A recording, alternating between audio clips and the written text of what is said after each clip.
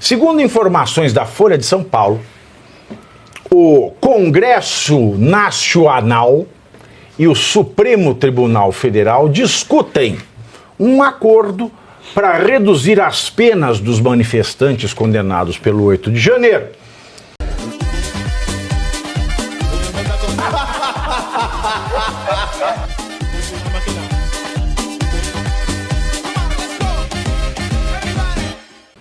Segundo informações da Folha de São Paulo, o Congresso Nacional e o Supremo Tribunal Federal discutem um acordo para reduzir as penas dos manifestantes condenados pelo 8 de janeiro.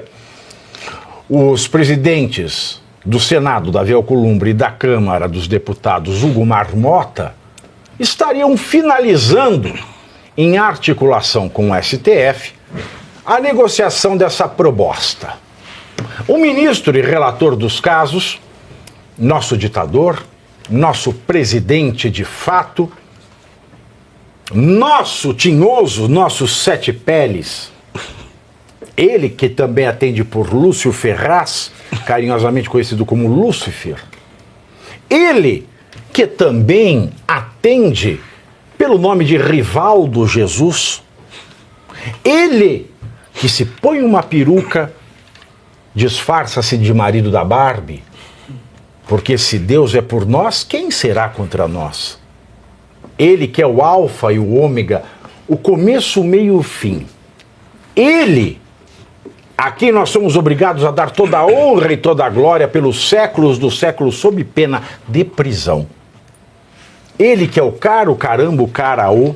Ele que é a luz, o raio, a estrela e luar. A manhã de sol, nosso iaiá, nosso ioiô, nosso Führer, nosso Duce, nosso líder. Ele, primeiro de seu nome, protetor da democracia, Alexandre de Moraes, e o presidente da corte, Luiz Roberto Barroso, já teriam dado o aval à medida. Segundo o projeto, os manifestantes que foram presos por tentativa de abolição violenta do Estado Democrático de Direito poderão ser soltos ou, olha a redação do alemão, ou ao levados a cumprir. Você veja o que eu tenho que improvisar neste programa, não é brincadeira. Soltos com dois ossos. Não é solto-os ou ao levados a cumprir. O que eu tenho que improvisar neste TP não é brincadeira. Não é brincadeira. O que quer dizer soltos ou ao levados a cumprir? O que é? Explica aí. Soltos ou levados é holandês?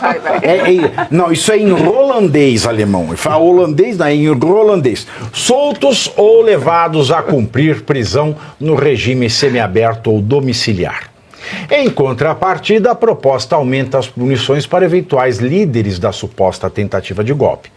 Para aumentar as chances de aprovação na Câmara e no Senado, o texto deixará explícito que as novas regras poderão retroagir para beneficiar réus investigados e condenados, mas não para prejudicá-los. Aí você veja, desde que o Brasil é Brasil, desde que fundou-se a primeira faculdade de Direito no Brasil, que foi no Largo São Francisco, no ano de 1827, vale a mesma lição de direito penal. A lei mais benéfica retroage, a lei menos benéfica não retroage. Porque não... E agora o nosso Congresso tem que deixar isso claro. Uma coisa que é ensinada há quase 200 anos. Exatamente 198 anos se ensina isso na Faculdade de Direito. 198 anos ensinando a mesma coisa! Mas a gente não... Aí o Alcolumbre tem que falar, não, nós temos que deixar isso claro. Por que não vai tomar no Alcolumbre? Mas é bom deixar claro, que o Supremo que a gente tem é bom deixar bem claro mesmo. 128 anos, é a mesma lição. É capaz de retroagir para prejudicar. É a mesma lição. Você sabe que eu vi o Alcolumbre falando? Eu falei, este lixo é o presidente do Senado.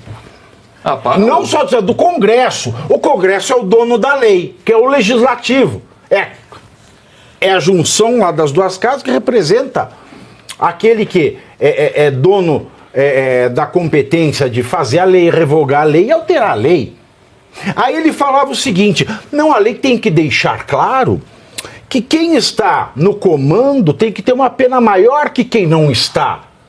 Mas já está isso no Código Penal. Sabe desde quando está isso no Código Penal? Desde 1940. Desde 1940 está no Código Penal, Diogo. Desde 1940, quer dizer, 85 anos ele não percebeu. Está 85 anos ali, ele não percebeu.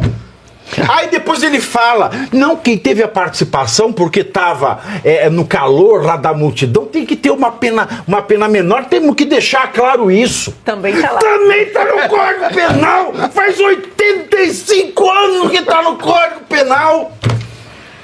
E esta besta! Agora fala que tem que deixar claro. Onde é que nós vamos parar? Ah, e tem mais ainda.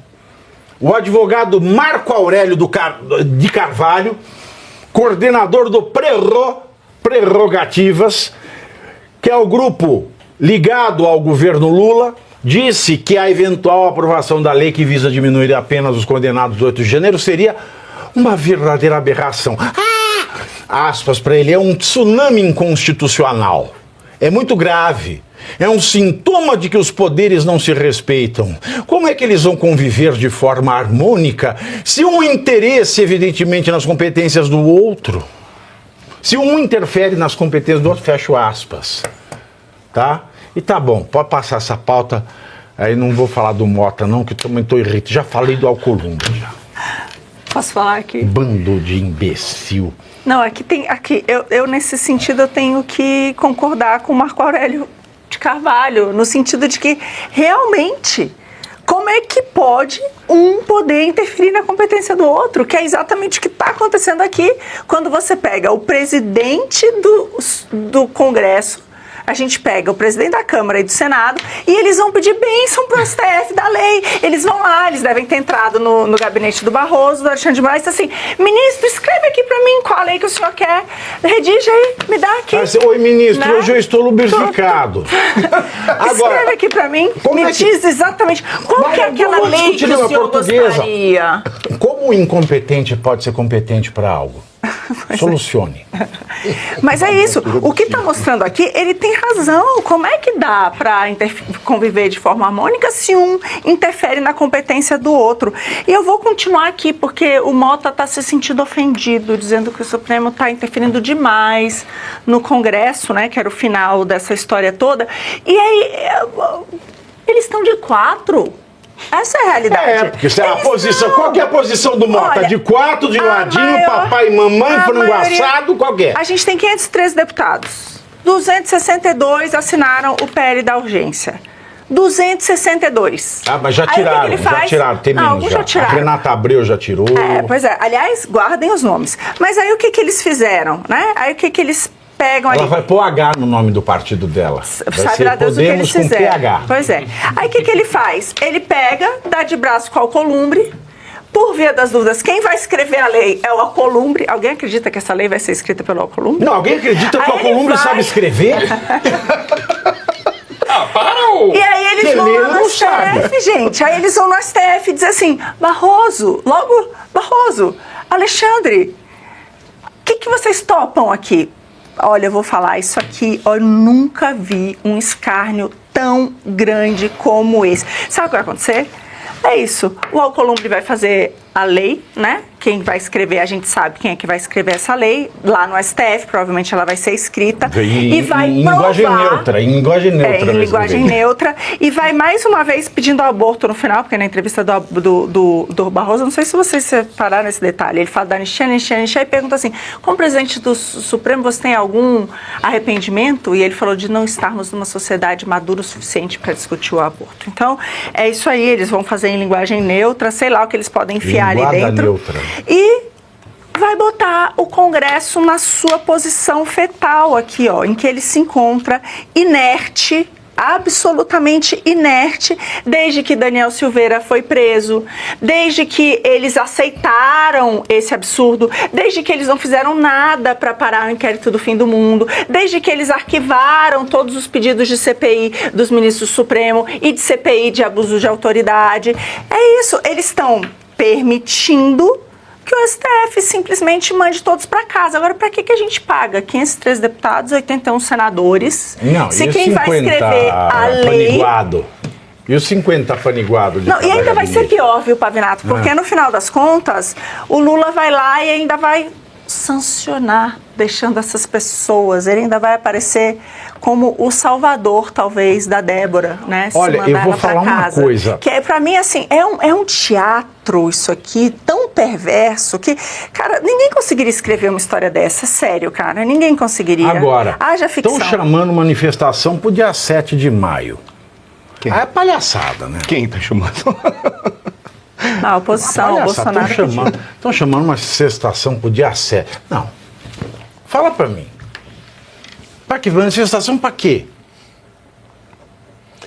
Mas por que 7 de maio? Uma Não, quarta-feira? eles Em Brasília. esqueceram Brasília. É. Porque o Congresso está lá, para ver se pega os congressistas. Ah, onde em é que eles estão Brasília, trabalhando. Porque tá, o tá, único Brasília, dia o que único eles vão dia. ter certeza que o Congresso estará funcionando é quarta-feira. Não, eu quero saber pra quê. Vão Terça não é protestar muito pra quê? claro. Essa certeza Quinta não não é é bem muito certeza claro. assim, E hein? segunda e sexta, definitivamente não. Então eles escolheram a entendi. data para ter certeza que vai ter político por lá. Mas não teve no dia 6 aqui político? Teve um monte. É quarta-feira. O vice-presidente da Câmara estava aí, inclusive. Ó o Tineu. É. Vão manifestar pra quê? Agora, tem uma coisa nessa história toda aqui. Tem um teatro, tem tudo isso, sem dúvida. E eu não posso emitir uma opinião clara sobre um projeto de lei que não foi escrito ainda. Não sei o que vai ser escrito. Mas, mesmo com todo esse teatro, o que eles estão dizendo, se fizerem, a torcida tem que ser e o trabalho tem que ser para que seja da melhor maneira possível. Porque nós estamos falando de pessoas que estão presas e que precisam sair da cadeia. Eu não digo todas, tem pessoas que têm coisas para pagar ali, mas muitas não têm.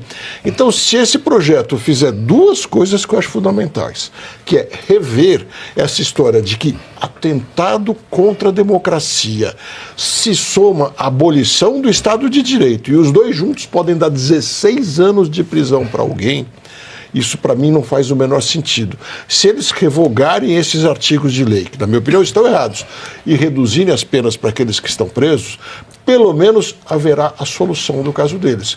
Porque tem outra coisa, você está falando que depois o Lula pode ser beneficiado, o outro teatro que eu vejo é não ter uma solução aqui. Tá, mas que adianta ter a lei, anistia bicho? não vai passar e quando chegar em dezembro, o Lula acaba dando comutação de pena. Exato. E ainda O plano é o esse. indulto para algumas pessoas para dizer agora venham, saíram da prisão e venham agradecer a mim e votem em mim em 2026. É muito pior. Agora, como nós estamos discutindo tirar pessoas da cadeia ou deixar de levar pessoas para a cadeia, o que se tem aqui, e me parece possível de passar, é abraçar esse projeto e exigir que ele seja feito de acordo com aquilo que a gente acredita e não seja transformado depois em tirar 5% da Mas o que pena. adianta?